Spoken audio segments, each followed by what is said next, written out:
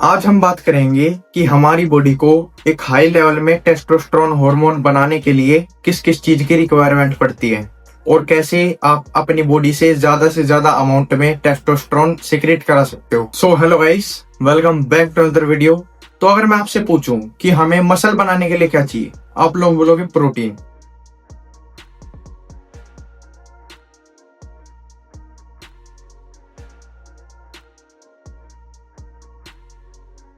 और मैं आपसे बोलूं कि टेस्टोस्टेरोन बनाने के लिए क्या चाहिए, कुछ कुछ बंदे बोलेंगे जिनको पता होगा फैट्स। पर सिर्फ फैट्स हमारी बॉडी में टेस्टोस्टेरोन बनाने के लिए सफिशिएंट नहीं है। उसके साथ साथ हमें चाहिए कार्बोहाइड्रेट्स। अगर आप एक इंडियन हो तो आपकी डाइट में भर भर के कार्बोहाइड्रेट होगा, जैसे कि राइस, रोटी और दाल। इनमें कार्बोहाइड्रेट रहता है, दाल में थोड़ा बहुत प्रोटीन भी रहता है।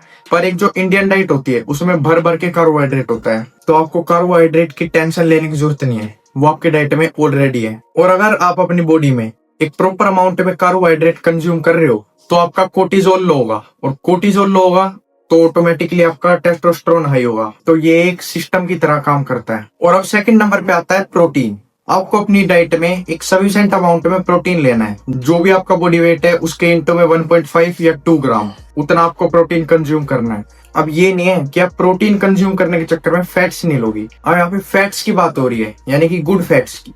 बेसिकली जो टेस्टोस्टेरोन है ये एक स्टेरॉइड हार्मोन है, ये कोलेस्ट्रॉल से बनता है। अब आप बोलोगे कोलेस्ट्रॉल तो एक बेकार चीज है, पर अगर आपकी बॉडी में एक सफिशिएंट अमाउंट में कोलेस्ट्रॉल रिलीज हो रहा है तो वो आपका टेस्टोस्टेरोन ही बनाएगा। और इसके साथ साथ आपकी बॉडी को चाहिए माइक्रो न्यूट्रिएंट्स, जैसे कि vitamin D3। Basically vitamin D3 हमें सनलाइट से मिलता है, और जिसको इसकी डेफिशिएंसी होती है ज्यादातर केसेस में ऐसा देखा गया है कि उसकी टेस्टोस्टेरोन फॉर्मेशन भी कम हो रही है कंपेयर टू अदर्स जिसको विटामिन D3 की डेफिशिएंसी नहीं है। अब उसके बाद आता है जिंक। बेसिकली जिंक हमारे बोल्स के सेल के लिए बहुत ज्यादा बेनिफिशियल है, जैसे हमारा टेस्टोस्टेरोन फॉर्म होता है। अब जिंक का एक काम ये भी है कि वो आपके टेस्टोस्टेरोन को ईस्ट्रोजन में कन्वर्ट होने से रोकता है। अब उसके बाद आता है मैग्नीशियम। मैग्नीशियम ये काम करता है कि जो आपकी बॉडी टेस्टोस्टेरोन बना रही है वो आपकी बॉडी में यूज कितना हो रहा है, उस चीज पे काम करता है मैग्नीशियम। अब मैं आपको कुछ ऐसी फूड आइटम्स बताता हूँ जो आपके टेस्टोस्टेरोन को बूस्ट करने में काफी हेल्प करेंगे अगर आप उनको अपने डाइट में इंक्लूड करते हो तो। अब नंबर 1 पे आते हैं हमारे eggs, whole eggs.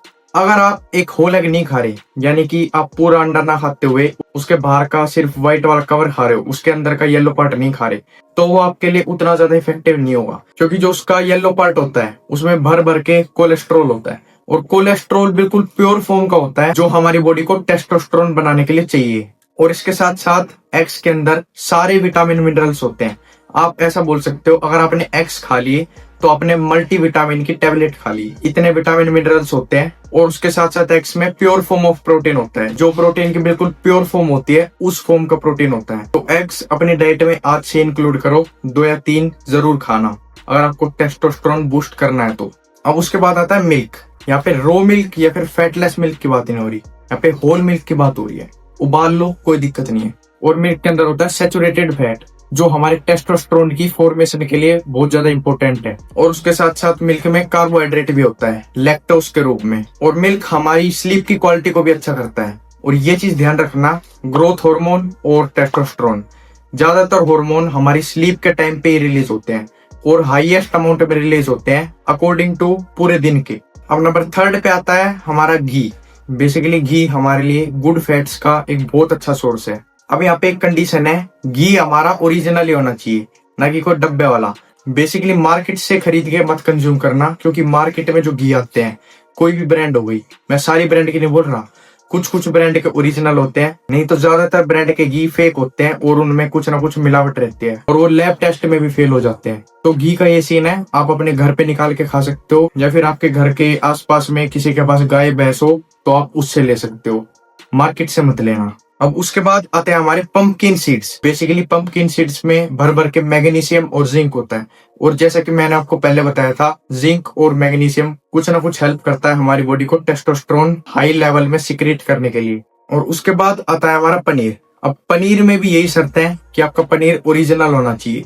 Basically paneer में भी सब कुछ होता है, जैसे कि कैल्शियम हो गया और मैग्नीशियम हो गया और प्रोटीन हो गया और फैट्स हो गए। अब मैं यहाँ पे लो फैट पनीर की बात नहीं कर रहा, यहाँ पे फुल पनीर की बात हो रही है, जो हमारा रो पनीर होता है। तो ये थे कुछ चीजें और फूड आइटम्स जिससे आप अपना टेस्टोस्टेरोन बूस्ट कर सकते हो, वो भी नेचुरली। सो गाइस, इस वीडियो को लाइक कर देना और चैनल को सब्सक्राइब जरूर करना, और कमेंट में ये बताना कि जो मैंने आपको ये चीजें बताई है इनमें से आप क्या क्या कंज्यूम कर रहे थे, और अपने उन फ्रेंड्स के पास शेयर कर देना जिसको लुक मैक्सिंग और सेल्फ इंप्रूवमेंट करनी है। बाय।